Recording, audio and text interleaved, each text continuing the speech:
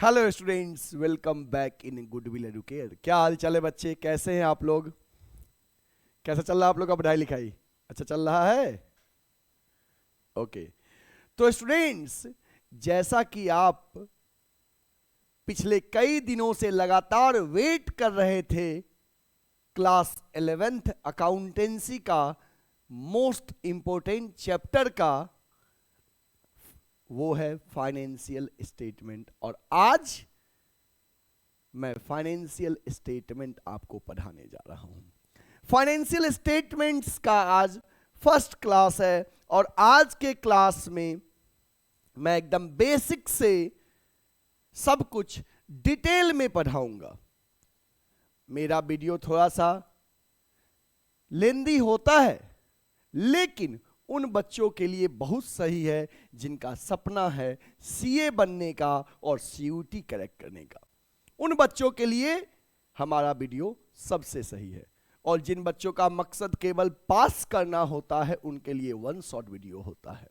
ठीक है, तो चलिए इसी के साथ सेशन की शुरुआत करते हैं एक दमदार लाइक के साथ। चलिए आगे बढ़ते हैं बच्चे, पेन और पेपर निकाल लीजिए। मेरे साथ साथ जो कुछ भी हम समझाएंगे, जो कुछ भी नोट करवाएंगे, समझाएंगे तो समझने की कोशिश करिएगा और नोट करवाएंगे तो उसको लिखने की कोशिश करिएगा। ठीक है, चलिए बच्चे, सबसे पहले जैसा कि आपको थंबनेल दिख रहा है फाइनेंशियल स्टेटमेंट्स, ये फाइनेंशियल स्टेटमेंट्स के बारे में आपको बता दूं बच्चे। फाइनेंशियल स्टेटमेंट्स से रिलेटेड दो चैप्टर आपको पढ़ना है क्लास 11th में। एक है फाइनेंशियल स्टेटमेंट्स, नॉर्मली उसको हम लोग sometimes financial statement without adjustment भी बोलते हैं इस चैप्टर को।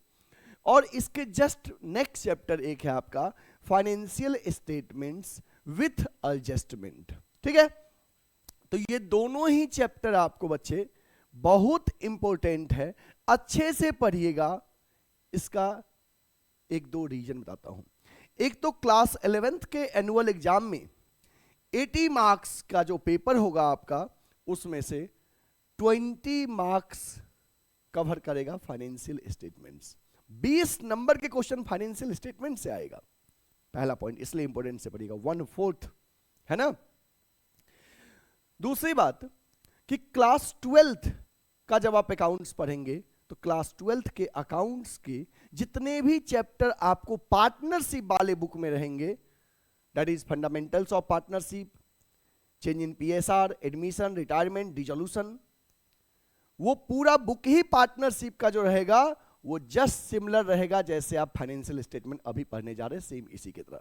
इसलिए इस चैप्टर को बच्चे बहुत ज्यादा सीरियस होके पढ़िएगा, समझिएगा और क्वेश्चन भी लगाइएगा। घबराने की बात नहीं है। अक्सर लोग कहते हैं, आपके सीनियर के मुंह से आपने सुना होगा कि फाइनेंशियल स्टेटमेंट टफ चैप्टर है, लेकिन वो सीनियर वो लोग रहे होंगे जो चंदन सर से अकाउंट नहीं पढ़े होंगे, और जो चंदन सर से गुडविल एडुकेयर में पढ़े हैं वो कहते हैं कि अकाउंट्स का एक भी चैप्टर ऐसा नहीं है जो टफ है। उनके लिए हर चैप्टर हलवा है।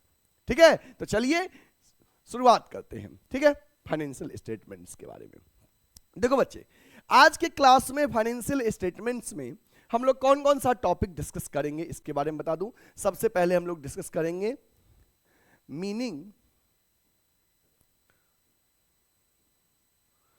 मीनिंग ऑफ फाइनेंशियल स्टेटमेंट्स, कि फाइनेंशियल स्टेटमेंट्स का मीनिंग क्या है। इसके बाद हम डिस्कस करेंगे objectives of preparing financial statements, कि हम लोग क्यों फाइनेंशियल स्टेटमेंट्स प्रिपेयर करते हैं, इसके रीजन क्या है, ऑब्जेक्टिव क्या है। यूजर्स ऑफ फाइनेंशियल स्टेटमेंट्स, कि फाइनेंशियल स्टेटमेंट के यूजर कौन कौन से हैं, वो यूजर के बारे में बच्चे आपने क्लास 11th का जो चैप्टर फर्स्ट था आपका, उसमें भी आपने पढ़ा था इंटरनल यूजर और एक्सटर्नल के बारे में, उन्हीं को मिक्स करके यहां दिया गया है। ठीक है, चलिए तो इन टॉपिक के बारे में पढ़ेंगे। सबसे पहले डिस्कस करेंगे बच्चे मीनिंग के बारे में, after that objective and then users of financial statements. ठीक है, चलिए आगे बढ़ते हैं। देखो बच्चे, मीनिंग ऑफ फाइनेंशियल स्टेटमेंट्स, की फाइनेंशियल स्टेटमेंट्स का मीनिंग क्या है। फाइनेंशियल स्टेटमेंट एक ऐसा स्टेटमेंट होता है जो हम बनाते हैं सेशन के एंड में। आपको पता होना चाहिए बिजनेस में जो सेशन होता है, जो अकाउंटिंग ईयर होता है बच्चे, बिजनेस में जो अकाउंटिंग ईयर होता है, ये दो तरीके का होता है। एक होता है फाइनेंशियल ईयर और दूसरा होता है कैलेंडर ईयर। फाइनेंशियल ईयर जो आपका होता है वो 1 अप्रैल से 31 मार्च तक चलता है, मतलब 1 अप्रैल से शुरू होता है और 31 मार्च को सेशन कंप्लीट होता है, ये भी 12 महीने का होता है। और कैलेंडर ईयर 1 जनवरी से शुरू होता है और 31 दिसंबर तक आपका चलता है। मतलब कुल मिला के आपका जो अकाउंटिंग ईयर होता है वो 12 मंथ्स का होता है, चाहे वो फाइनेंशियल ईयर हो चाहे कैलेंडर ईयर हो। और इस अकाउंटिंग ईयर के एंड में बिजनेस ये जानना चाहता है कि मैंने जो 12 महीने का ट्रांजैक्शन किया, इस ट्रांजैक्शन के बेसिस पे मुझे प्रॉफिट हो रहा है कि लॉस हो रहा है। अगर प्रॉफिट हो रहा है तो उसको नेक्स्ट ईयर में और इंक्रीज करने के लिए स्टेप्स लेंगे, अगर लॉस हो रहा है तो लॉसेस को मिनिमाइज करेंगे, देखेंगे कहां पे अननेसेसरी एक्सपेंस हो रहा है उसको कंट्रोल करने की कोशिश करेगा बिजनेस। और सेशन के एंड में बिजनेस ये भी जानना चाहता है कि हमारे बिजनेस में चाहे जो भी सेशन का एंड हो, चाहे 31 मार्च हो 31 दिसंबर हो, जनरली बिजनेस फॉलो करता है फाइनेंशियल ईयर 1 अप्रैल से 31 मार्च। तो जनरली 31 मार्च को बिजनेस ये जानना चाहेगा कि सेशन के एंड में हमारे पास असेट्स कितने का है और कौन कौन सा एसेट्स है, हमने किन किन लोगों से उधार लिया है, लाइबिलिटीज कितना है, कैपिटल कितना है, ओनर्स का फंड कितना है। मतलब कि सेशन के एंड में 12 मंथ के ट्रांजैक्शन के बेसिस पे बिजनेस प्रॉफिट लॉस जानना चाहेगा और सेशन के एंड में अपना फाइनेंशियल पोजीशन जानना चाहेगा। इसके लिए हम बनाते हैं फाइनेंशियल स्टेटमेंट। मतलब एक बिजनेस का परफॉर्मेंस और दूसरा पोजीशन, ये दोनों फाइनेंशियल स्टेटमेंट से पता चलता है। ठीक है, चलिए देखते क्या लिखा है।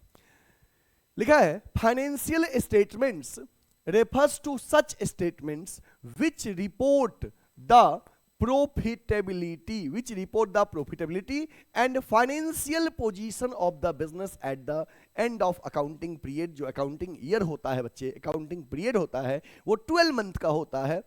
After 12 month business financial statements के माध्यम से अपने बिजनेस का प्रॉफिटेबिलिटी और फाइनेंशियल पोजीशन जानना चाहता है। बिजनेस उन 12 मंथ के बाद अपने बिजनेस का प्रॉफिटेबिलिटी, इनकम, प्रॉफिट हुआ कि लॉस हुआ, और फाइनेंशियल पोजीशन बैलेंस शीट के माध्यम से जानना चाहता है। ठीक है, मतलब अगर मैं बोलूं तो फाइनेंशियल स्टेटमेंट्स में 2 स्टेटमेंट होता है बच्चे, एक होता है इनकम स्टेटमेंट और दूसरा होता है स्टेटमेंट ऑफ फाइनेंशियल पोजीशन, जिसको हम पोजीशन स्टेटमेंट भी बोलते हैं। फाइनेंशियल स्टेटमेंट्स में 2 स्टेटमेंट्स होते हैं, एक इनकम स्टेटमेंट और दूसरा statement of financial position. Income statement में बच्चे आप बनाते हो इनकम स्टेटमेंट में trading and profit and loss account. Income statement क्या बनाएंगे? Trading and profit and loss account, मतलब trading account and profit and loss account. ठीक है, और पोजीशन स्टेटमेंट में हम बनाएंगे बैलेंस शीट। क्या बनाएंगे?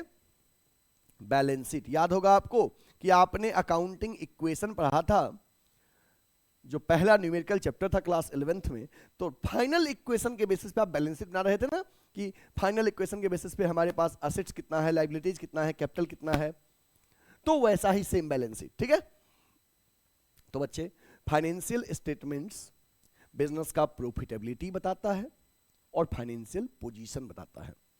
फाइनेंशियल स्टेटमेंट में 2 स्टेटमेंट होता है, एक इनकम स्टेटमेंट और दूसरा स्टेटमेंट ऑफ फाइनेंशियल पोजीशन, जिसको हम पोजीशन स्टेटमेंट भी कहते हैं। इनकम स्टेटमेंट में हम क्या बनाते हैं? Trading and profit and loss account, मतलब कि trading account and profit and loss account. और पोजीशन स्टेटमेंट में बैलेंस शीट बनाते हैं। ठीक है, इनके बारे में हम और डिटेल में अभी पढ़ेंगे। चलिए इसको नोट कर लीजिए, इसको नोट कर लो बच्चे। हो गया? Done? Okay.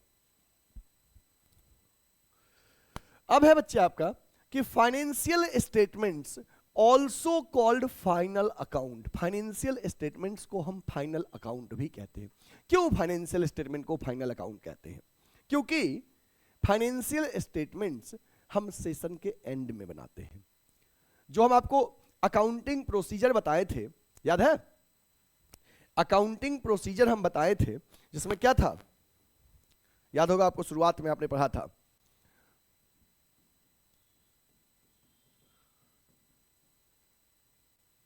Identification of business transaction.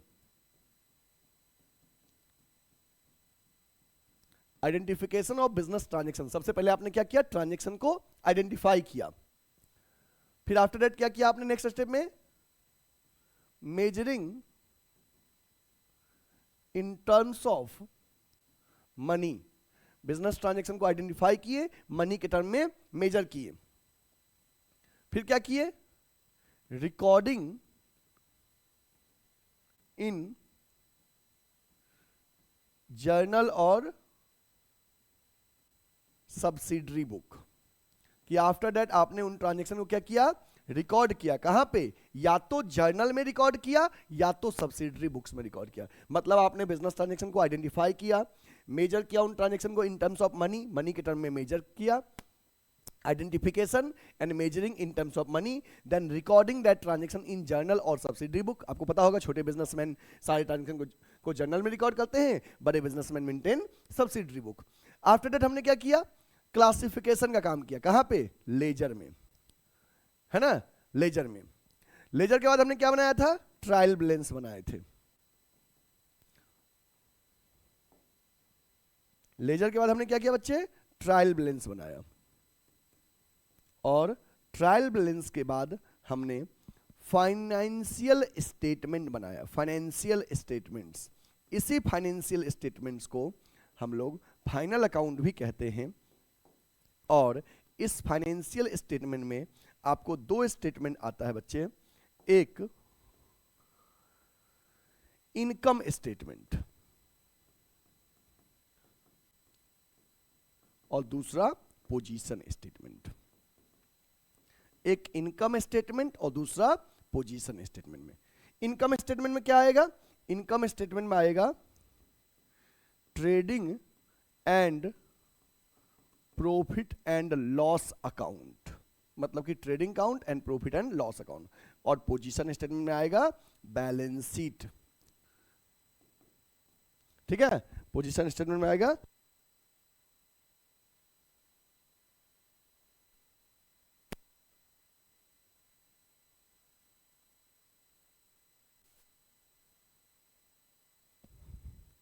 Position statement में बैलेंस शीट आएगा। ठीक है? तो सबसे पहले हमने देखा कि फाइनेंशियल स्टेटमेंट्स में ट्रांजैक्शन, बिजनेस ट्रांजैक्शन को हमने आइडेंटिफाई किया, मनी के टर्म में मेजर किया। फिर उसके बाद क्या किया? जब मनी के टर्म में मेजर कर लिया तो फिर हमने उन ट्रांजैक्शन को रिकॉर्ड किया। कहां पे रिकॉर्ड किए? जर्नल और सब्सिडरी बुक्स में। ठीक है? फिर हमने क्या किया? लेजर में पोस्टिंग किए, उन ट्रांजैक्शन को लेजर में पोस्टिंग किए। फिर हमने ट्रायल बैलेंस बनाया। ट्रायल बैलेंस के बाद फाइनेंशियल स्टेटमेंट बनाते हैं। इसी फाइनेंशियल स्टेटमेंट को हम लोग फाइनल अकाउंट भी कहते हैं। इसमें आता है trading and profit and loss account and financial position में आएगा बैलेंस शीट। मतलब इनकम स्टेटमेंट में ट्रेडिंग एंड पीएल अकाउंट और पोजीशन स्टेटमेंट में बैलेंस शीट। तो अभी हम लोग ये फाइनेंशियल स्टेटमेंट पढ़ने जा रहे हैं। आपने जर्नल सीख लिया, लेजर बना लिया, ट्रायल बैलेंस बना लिया। अब इस ट्रायल बैलेंस के बेसिस पे फाइनेंशियल स्टेटमेंट। और प्रोसेस में देखो आपने क्या किया? जर्नल के बाद जर्नल से लेजर बनाया, लेजर से ट्रायल बैलेंस। और आपको क्वेश्चन में ट्रायल बैलेंस दिया होगा, इस ट्रायल बैलेंस से आपको फाइनेंशियल स्टेटमेंट बनाना है। कैसे बनाना है मैं सिखाऊंगा, अभी बस समझो कि अच्छा ट्रायल बैलेंस से फाइनेंशियल स्टेटमेंट बनाना है। ठीक है? ओके, इसको नोट कर लीजिए। ओके, अब आते हैं बच्चे कि financial statement also called final account. Financial statement को हम लोग फाइनल अकाउंट भी कहते हैं। फाइनेंशियल स्टेटमेंट में दो स्टेटमेंट होता है, एक इनकम स्टेटमेंट और दूसरा होता है पोजीशन स्टेटमेंट। फाइनेंशियल स्टेटमेंट्स में दो स्टेटमेंट होगा, एक इनकम स्टेटमेंट और दूसरा पोजीशन स्टेटमेंट। ठीक है, ओके। इनकम स्टेटमेंट जो होता है बच्चे, इनकम स्टेटमेंट, इसमें दो अकाउंट बनता है, एक ट्रेडिंग अकाउंट और दूसरा प्रॉफिट एंड लॉस अकाउंट। देखो फाइनेंशियल स्टेटमेंट को हम लोग फाइनल अकाउंट भी कहते हैं, ठीक है। फाइनेंशियल स्टेटमेंट के दो पार्ट, एक इनकम स्टेटमेंट और दूसरा पोजीशन स्टेटमेंट। पहला इनकम स्टेटमेंट और दूसरा पोजीशन स्टेटमेंट, ठीक है। इनकम स्टेटमेंट के दो sub part, first part trading account और second part PL account, P&L, that is profit and loss. और पोजीशन स्टेटमेंट में आता है बैलेंस शीट। पोजीशन स्टेटमेंट क्या आएगा? Balance sheet. अब आपको इतना तक समझ में आ गया कि फाइनेंशियल स्टेटमेंट को हम लोग फाइनल अकाउंट भी कहते हैं। क्यों फाइनल अकाउंट कहते हैं? क्योंकि ये साल के अंत में बनता है। जैसे बच्चे आप समझो, अभी आपका एनुअल एग्जाम होने वाला है और उस एनुअल एग्जाम को हम लोग फाइनल एग्जाम भी कहते हैं। आपके एनुअल एग्जाम को फाइनल एग्जाम कहते हैं ना, क्योंकि वो आखिरी एग्जाम है सेशन के एंड का, जिस एग्जाम के बेसिस पे आपके पूरे सेशन का परफॉर्मेंस पता चलेगा।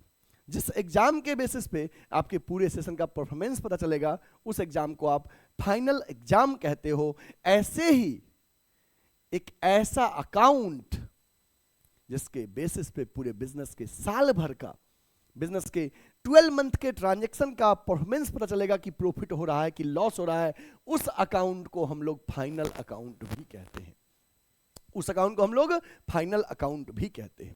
इसलिए फाइनेंशियल स्टेटमेंट सेशन के एंड में बनता है, 12 मंथ के ट्रांजैक्शन के बेसिस पे बिजनेस के प्रॉफिट और लॉस की जानकारी देगा, और सेशन के एंड में अपने पास क्या एसेट्स है, लायबिलिटीज है और कैपिटल है, इसकी भी जानकारी देता है। इसलिए हम इसे फाइनेंशियल स्टेटमेंट को फाइनल अकाउंट कहते हैं। इसमें दो स्टेटमेंट हो गया, एक इनकम स्टेटमेंट, दूसरा पोजीशन स्टेटमेंट। इनकम स्टेटमेंट किसकी जानकारी देगा? प्रॉफिटेबिलिटी की। किसकी जानकारी देगा इनकम स्टेटमेंट? ये प्रॉफिटेबिलिटी की जानकारी देगा कि हमारा प्रॉफिटेबिलिटी क्या है, प्रॉफिट और लॉस कितना हो रहा है। और ये किसकी जानकारी देगा? ये देगा फाइनेंशियल पोजीशन का, कि हमारे बिजनेस का फाइनेंशियल पोजीशन क्या है, सेशन के एंड में एसेट्स, लायबिलिटीज और कैपिटल कितना है। बच्चे इनकम स्टेटमेंट में जो दो स्टेटमेंट हुआ, एक ट्रेडिंग अकाउंट और दूसरा प्रॉफिट एंड लॉस अकाउंट। अब बताते हैं कि ट्रेडिंग अकाउंट हम लोग क्यों बनाते हैं, why we prepare trading account. बच्चे trading account is prepared to know gross profit और ग्रॉस लॉस। मतलब आप जब ट्रेडिंग अकाउंट बनाओगे तो जो नेट रिजल्ट आएगा वो ग्रॉस प्रॉफिट या ग्रॉस लॉस आएगा। थोड़ी देर के लिए आप ये टर्म माइंड में रखो, मीनिंग में बताऊंगा ग्रॉस प्रॉफिट या क्या है, बस अभी बस आप होल्ड करिए कि अच्छा जब हम ट्रेडिंग अकाउंट बनाएंगे तो उससे जो प्रॉफिट या लॉस आएगा ट्रेडिंग अकाउंट बना के, उस प्रॉफिट को ग्रॉस प्रॉफिट कहते हैं, है ना। अगर लॉस आएगा तो ग्रॉस लॉस कहेंगे, ठीक है। मतलब कि trading account is prepared to know gross profit और gross loss. Profit and loss account क्यों बनाते हैं? It is prepared to know net profit और नेट लॉस। याद रखना कि ट्रेडिंग अकाउंट जो बनाएंगे तो इससे जो प्रॉफिट लॉस आएगा ये ग्रॉस प्रॉफिट या ग्रॉस लॉस आएगा। अब प्रॉफिट एंड लॉस अकाउंट से जो प्रॉफिट आएगा वो नेट प्रॉफिट या नेट लॉस आएगा। अब ग्रॉस प्रॉफिट या ग्रॉस लॉस और नेट प्रॉफिट और नेट लॉस, मतलब ग्रॉस प्रॉफिट और नेट प्रॉफिट में क्या डिफरेंस है ये मैं आपको बताऊंगा, ठीक है, जब ट्रेडिंग और पीएल का फॉर्मेट बताएंगे एट दैट टाइम। अभी आप थ्योरी पॉइंट ऑफ व्यू से इस पॉइंट को लर्न कर लो कि अच्छा ट्रेडिंग अकाउंट बनाएंगे तो जो प्रॉफिट या लॉस आएगा उसको ग्रॉस प्रॉफिट या ग्रॉस लॉस कहेंगे। मतलब if profit then gross profit, if loss then gross loss. PL account से जो नेट रिजल्ट आएगा दैट इज नेट प्रॉफिट और नेट लॉस। बैलेंस शीट क्या होता है बच्चे? It is prepared to know total assets, liabilities and capital at the end of the session. बच्चे साल के अंत में हमारे बिजनेस में टोटल कितना एसेट्स है, लायबिलिटीज है और कैपिटल, इसकी जानकारी हमें बैलेंस शीट से पता चलता है, ठीक है। बैलेंस शीट हमें प्रॉफिट लॉस की जानकारी नहीं देता है, प्रॉफिट लॉस की जानकारी इनकम स्टेटमेंट से पता चलता है। उसमें आता है trading account and profit and loss account. Balance sheet हमें फाइनेंशियल पोजीशन की जानकारी देता है, ठीक ना। प्रॉफिट और लॉस की जानकारी इनकम स्टेटमेंट से, और बैलेंस शीट को पोजीशन स्टेटमेंट कहते हैं। उसमें बैलेंस शीट हमें असेट्स, लायबिलिटीज और कैपिटल की जानकारी देता है सेशन के एंड में, ठीक है। अब आगे देखिए बच्चे, इनकम स्टेटमेंट में जो हमने ट्रेडिंग अकाउंट बनाया है, ये ट्रेडिंग अकाउंट एक अकाउंट है। कहोगे सर ये कौन सी बड़ी बात है, ऑलरेडी नाम ही है ट्रेडिंग अकाउंट, तो अकाउंट तो होगा ही। हाँ बिल्कुल बच्चे, ट्रेडिंग अकाउंट एक अकाउंट है। प्रॉफिट एंड लॉस अकाउंट भी एक अकाउंट है, बट अब समझ में आएगा कि बैलेंस शीट अकाउंट नहीं है। बैलेंस शीट क्या है? स्टेटमेंट है। Balance sheet is a statement not an account. Why? क्योंकि बैलेंस शीट में डेबिट और क्रेडिट साइड नहीं होता है, अकाउंट में डेबिट और क्रेडिट साइड होता है। जैसे आप ट्रेडिंग अकाउंट बनाओगे तो लेफ्ट साइड को डेबिट और राइट साइड को क्रेडिट, जैसे लेजर में लिखते थे ना, सेम वैसे ही। बट बैलेंस शीट में डेबिट क्रेडिट नहीं होता है। बैलेंस शीट का लेफ्ट साइड लायबिलिटीज साइड और राइट साइड एसेट साइड होता है, उसमें डेबिट क्रेडिट नहीं होता है क्योंकि वो अकाउंट नहीं है। तो फिर क्या है? स्टेटमेंट है। क्या है? स्टेटमेंट है। ओके, अब आगे देखिए बच्चे, आपको याद होगा कि अभी कुछ देर पहले मैंने कहा था कि जो हम फाइनेंशियल स्टेटमेंट बनाएंगे किसके हेल्प से बनाएंगे? ट्रायल बैलेंस के हेल्प से बनाएंगे। किसके हेल्प से बनाएंगे? ट्रायल बैलेंस के हेल्प से बनाएंगे। और ट्रायल बैलेंस में डेबिट बैलेंस भी फिगर दिया होता है, क्रेडिट बैलेंस भी फिगर दिया होता है। ट्रायल बैलेंस में डेबिट बैलेंस भी फिगर दिया होता है और क्रेडिट बैलेंस भी फिगर दिया होता है। तो उन डेबिट बैलेंस में और क्रेडिट बैलेंस में ध्यान देना, जैसे आप जब क्वेश्चन में आपको ट्रायल बैलेंस गिवन है, ध्यान देना, क्वेश्चन में आपको ट्रायल बैलेंस गिवन है, इसमें डेबिट बैलेंस भी होता है और क्रेडिट बैलेंस भी होता है। ठीक है, तो आपको याद होगा जब लेजर आप बना रहे थे, डेबिट बैलेंस में क्या क्या आता है? डेबिट बैलेंस में क्या आता है बच्चे? डेबिट में एसेट्स आता है और एक्सपेंस आता है, और क्रेडिट में क्या आता है? लायबिलिटीज, कैपिटल और इनकम, ये क्रेडिट में आता है। ठीक है, assets, expense, debit, liabilities, capital, income, credit. ठीक है, ओके। तो ट्रायल बैलेंस में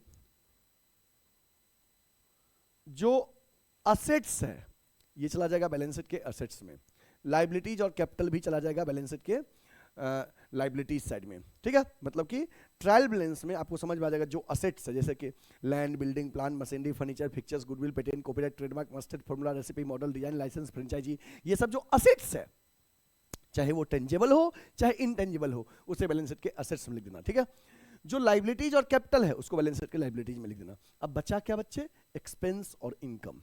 एक्सपेंस और इनकम, तो एक्सपेंस और इनकम जो होगा वो जाएगा trading account and profit and loss account. सवाल होगा कि सर तो कैसे पता चलेगा कि कौन सा एक्सपेंस ट्रेडिंग में जाएगा, कौन सा पीएल में जाएगा? अभी मैं बताता हूं कैसे पता चलेगा कि कौन सा इनकम ट्रेडिंग में जाएगा, कौन सा पीएल में जाएगा, अभी मैं क्लियर करता हूं। ठीक है, आप बस इतना समझो कि अच्छा ट्रायल बैलेंस में से सारे एसेट्स बैलेंस शीट में, लायबिलिटीज कैपिटल बैलेंस शीट में, बचा एक्सपेंस और इनकम वो ट्रेडिंग एंड पीएल में जाएगा। ठीक है, ओके। अब आगे देखिए बच्चे, तो ट्रेडिंग अकाउंट एक अकाउंट है, प्रॉफिट एंड लॉस अकाउंट भी अकाउंट है, बट बैलेंस शीट अकाउंट नहीं है। बैलेंस शीट क्या है? एक स्टेटमेंट है।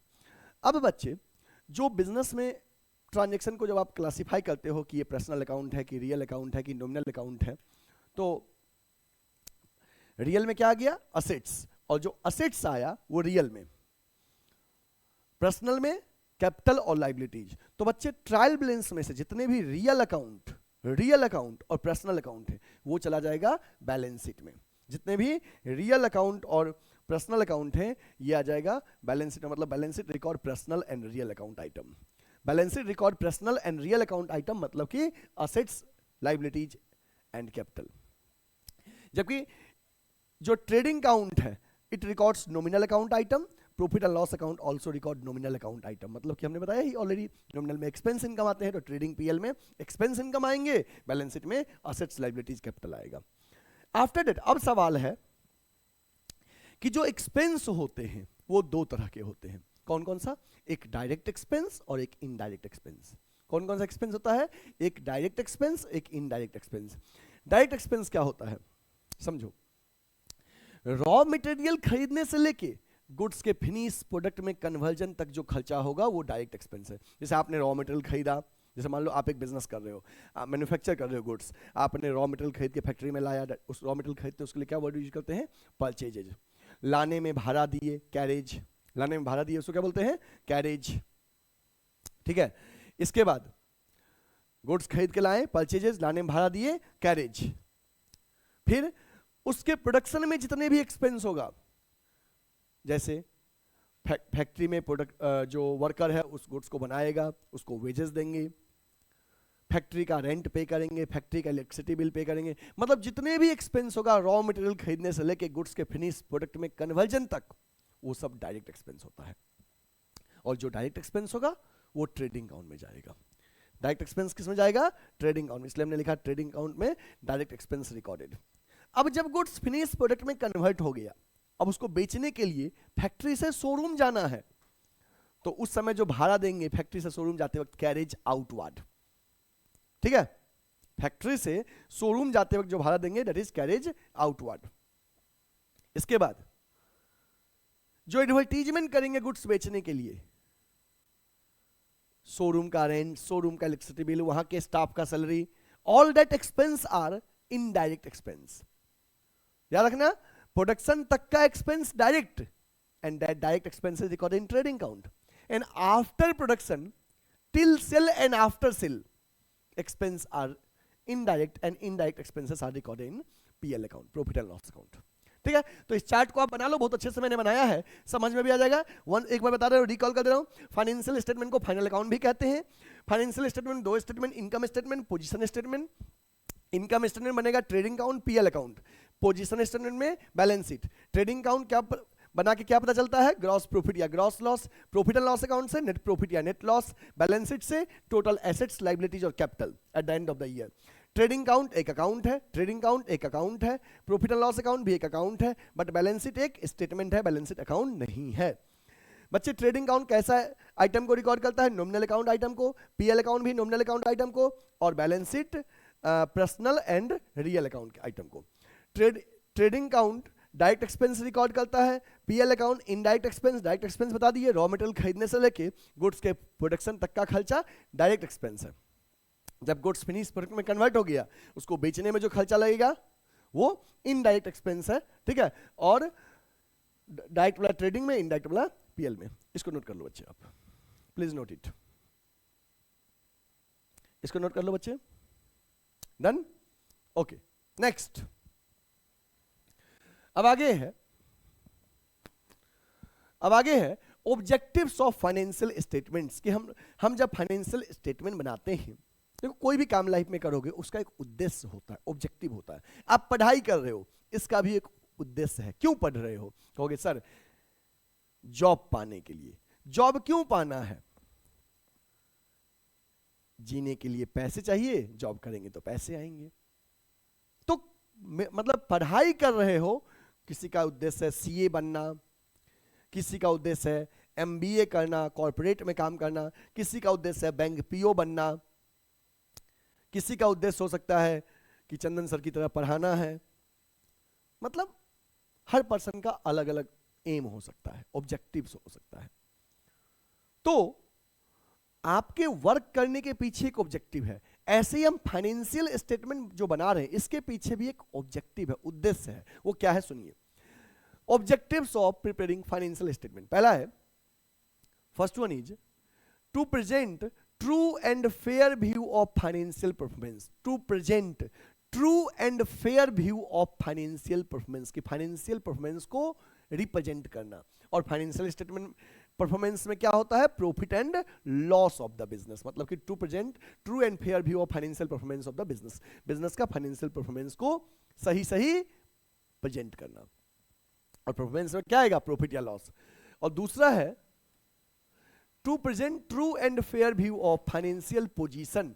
To present true and fair view of financial position of the business. और फाइनेंशियल पोजीशन जो होता है बच्चे बिजनेस का, that is assets, liabilities and capital. Assets, liabilities and capital. Business का असेट्स, लायबिलिटीज और कैपिटल जो है वो बैलेंस शीट से पता चलता है। मतलब कि यहां पे इसने बात किया किसका? इनकम स्टेटमेंट का। इसने किसका बात किया? इनकम स्टेटमेंट का, जिससे बिजनेस का प्रॉफिट और लॉस पता चलेगा। और सेकेंड में बात किया गया है पोजीशन स्टेटमेंट का, बैलेंस शीट का, जिससे बिजनेस का असेट्स, लायबिलिटीज और कैपिटल की जानकारी पता चलेगा। ठीक है, तो ये आपका ऑब्जेक्टिव्स है फाइनेंशियल स्टेटमेंट प्रिपेयर करने का। Please note it. Done, okay. Next है यूजर्स ऑफ फाइनेंशियल स्टेटमेंट्स, कि फाइनेंशियल स्टेटमेंट्स के यूजर कौन कौन है? यूजर्स को हम लोग इंटरेस्टेड पार्टीज भी कहते हैं। क्या कहते हैं? Interested parties.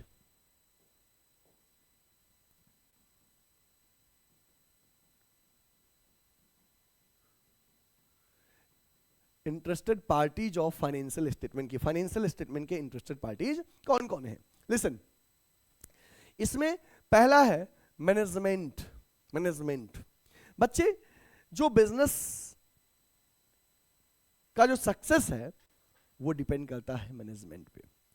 ध्यान रखना, बिजनेस में देखो सिमिलर लाइन में दो फर्म के पास सेम एसेट्स हो सकता है, सब कुछ सेम हो सकता है, but they have different management. दो फर्म सेम पूंजी लगा सकता है, सब कुछ सेम खरीद सकता है, बट दोनों फर्म के पास मैनेजमेंट अपना अलग अलग है। And the success of business depends upon the good management. तो जो मैनेजमेंट होता है, the group of person who manage the firm, who manage the company, उसको मैनेजमेंट कहते हैं, है ना। और लाइफ में या कहीं भी मैनेजमेंट बहुत जरूरी है। एक वर्ड है management is pervasive. Management is pervasive मतलब मैनेजमेंट इज एवरीवेयर, हर जगह मैनेजमेंट है। Without management we can not think about the success. Even आप अपने लाइफ में, डे टू डे लाइफ में भी आप मैनेजमेंट करते हो, management is necessary for the success. Okay, तो बच्चे जो ग्रुप ऑफ पर्सन है जो बिजनेस को मैनेज करता है, उसका भी फाइनेंशियल स्टेटमेंट, बिजनेस के फाइनेंशियल स्टेटमेंट से एक लगाव होता है। क्या वो उस फाइनेंशियल स्टेटमेंट के माध्यम से देखना चाहता है कि हमारे बिजनेस का प्रॉफिट कितना हो रहा है, लॉस कितना हो रहा है, अननेसेसरी खर्चे तो नहीं है, लॉस हो रहा है तो रीजन क्या है, उन अननेसेसरी एक्सपेंसेस को कंट्रोल करेगा मैनेजमेंट। तो मैनेजमेंट का काम होता है शेयर होल्डर्स के वेल्थ को इंक्रीज करना, बिजनेस के प्रॉफिट को बढ़ाना। तो मैनेजमेंट का फाइनेंशियल स्टेटमेंट से एक अलग सा लगाव होता है। शॉर्ट टर्म क्रेडिटर, बच्चे जो शॉर्ट टर्म क्रेडिटर हैं, ये देखना चाहता है क्या फर्म की शॉर्ट टर्म सॉल्वेंसी सही है कि नहीं, बैलेंस शीट के माध्यम से। दो वर्ड पढ़ाए थे ना, एक सॉल्वेंट और एक इंसॉल्वेंट, जब बेसिक टर्म पढ़ाए थे, याद है। सॉल्वेंट होता है जब कोई पर्सन अपने लोन को रीपे करने में कैपेबल होता है, उसको सॉल्वेंट कहते हैं। और जब कोई पर्सन अपने लोन को रीपे करने में कैपेबल नहीं होता है, उसको इंसॉल्वेंट कहते हैं। तो जो शॉर्ट टर्म क्रेडिटर होता है वो शॉर्ट टर्म सॉल्वेंसी की बात करता है, फर्म का लिक्विडिटी देखना चाहता है कि फर्म उसके लाइबिलिटीज को ऑन टाइम पे कर पाएगा कि नहीं। तो शॉर्ट टर्म सॉल्वेंसी जो है बच्चे, ये शॉर्ट टर्म क्रेडिटर बिजनेस का शॉर्ट टर्म सॉल्वेंसी पता करना चाहता है, ठीक ना। इसके बाद है long term creditor. Long term creditor जो होता है ये बिजनेस का लॉन्ग टर्म सॉल्वेंसी चेक करना चाहता है बैलेंस शीट के माध्यम से, जिसमें वो देखना चाहता है कि in long period in future firm जो नॉन करेंट लाइबिलिटीज है, लॉन्ग टर्म लोन है, इसका रीपेमेंट टाइमली कर पाएगा कि नहीं, और as well as interest on time pay कर पाएगा कि नहीं। तो short term creditor short term solvency check करता है और long term creditor long term solvency check करता है बैलेंस शीट के माध्यम से, असेट्स और लाइबिलिटीज को एनालाइज करके, ठीक है। Okay, employee and trade union. बच्चे इंप्लॉय और ट्रेड यूनियन, इंप्लॉय क्या होता है, जो पर्सन ऑर्गेनाइजेशन में काम करता है उसे इंप्लॉय कहते हैं। इंप्लॉय ये जानना चाहता है कि बिजनेस को अगर सही प्रॉफिट हो रहा है then I can ask to increase salary और वेजेज। क्योंकि देखो इंप्लॉय का ध्यान इतना ही होता है कि हम ऑर्गेनाइजेशन में इंप्लॉयर से बोनस का डिमांड करें, सैलरी इंक्रीमेंट का डिमांड करें, और ये तभी पॉसिबल है जब बिजनेस में प्रॉफिट हो रहा है। तो वो इसलिए फाइनेंशियल स्टेटमेंट से एक अलग सा इंटरेस्ट रखते हैं, इंटरेस्टेड पार्टीज, ठीक है। आफ्टर दैट है इन्वेस्टर्स। बच्चे जो बिजनेस में पैसा इन्वेस्ट करता है उसको इन्वेस्टर्स कहते हैं। इन्वेस्टर्स बिजनेस के फाइनेंशियल स्टेटमेंट्स को एनालाइज करता है कि कंपनी में अगर प्रॉफिट हो रहा है then I will invest money, ठीक है, क्योंकि हर कोई अपना सेफ रिटर्न चाहता है। गवर्नमेंट का इंटरेस्ट ये होता है कि गवर्नमेंट बिजनेस के फाइनेंशियल परफॉर्मेंस को एनालाइज करता है, ताकि अगर किसी बिजनेस को सपोर्ट करने की नीड हो रहा है तो उसको सब्सिडी प्रोवाइड कर सकता है, और अकॉर्डिंगली ही एनालाइज करके ही बिजनेस एक्साइज ड्यूटी जो होता है, गवर्नमेंट जो है एक्साइज ड्यूटी इंक्रीज और डिक्रीज कर सकता है। एक्साइज ड्यूटी क्या होता है, प्रोडक्शन टैक्स, गुड्स के प्रोडक्शन पे जो टैक्स लगता है उसको एक्साइज ड्यूटी कहते हैं, ठीक है। नेक्स्ट है टैक्सेशन ऑथोरिटी, बच्चे जो टैक्स डिपार्टमेंट होता है उसका इंटरेस्ट होता है बिजनेस के फाइनेंशियल परफॉर्मेंस पे, प्रॉफिट पे, कि वो सोचता है कि अगर बिजनेस अर्न कर रहा है तो हमें टाइमली टैक्स मिलेगा, और ज्यादा अर्न करेगा तो ज्यादा टैक्स मिलेगा, ठीक है।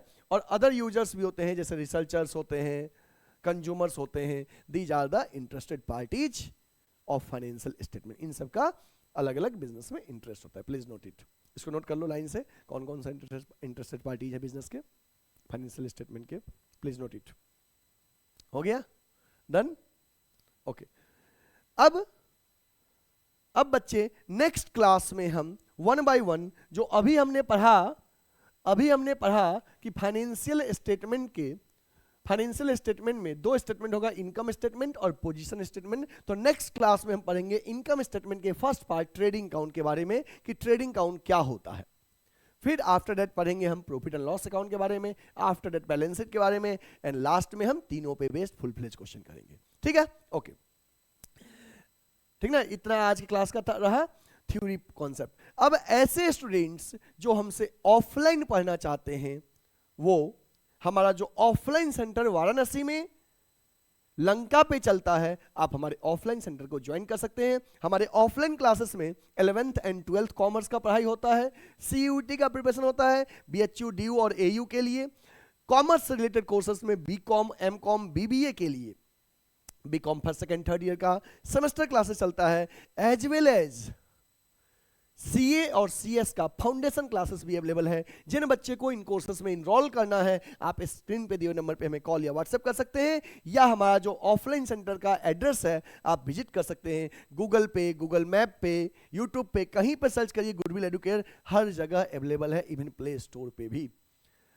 गुडविल एडुकेयर का ऐप आप डाउनलोड कर सकते हैं प्ले स्टोर से। गुडविल एडुकेयर का ये हमारा लोगो है, जहां से आप पेड कोर्सेज परचेज कर सकते हैं। फ्री कोर्सेज के लिए यूट्यूब चैनल हमारा है गुडविल एडुकेयर का, आप चैनल को सब्सक्राइब कर लीजिए, बेल आइकन प्रेस कर लीजिए, जिससे कि हमारे कोई भी वीडियोज अपलोड होते ही सबसे पहला नोटिफिकेशन आपको मिले। और हाँ, प्लेलिस्ट में 11th एंड 12th कॉमर्स के लिए सभी कोर्सेस अवेलेबल हैं, CUET का भी कोर्सेस फ्री में अवेलेबल है, आप यूट्यूब चैनल को सब्सक्राइब कर ले। और हाँ, इस वीडियो को अधिक से अधिक शेयर करिएगा कि हर कॉमर्स के स्टूडेंट तक सबसे जो बेस्ट चैनल है कॉमर्स का गुडविल एडुकेयर, ये पहुंच पाए, और कॉमर्स के हर बच्चों के जो फुल मार्क्स लाने का सपना है उसको साकार किया जा सके, कॉन्सेप्ट क्लियरिटी किया जा सके, ठीक है। तो कोशिश करिएगा आप वीडियो को अधिक से अधिक शेयर करें, ठीक है, और लाइक करना ना भूलें। फिर बच्चे मिलते हैं नेक्स्ट क्लास में, टेक केयर, बाय बाय।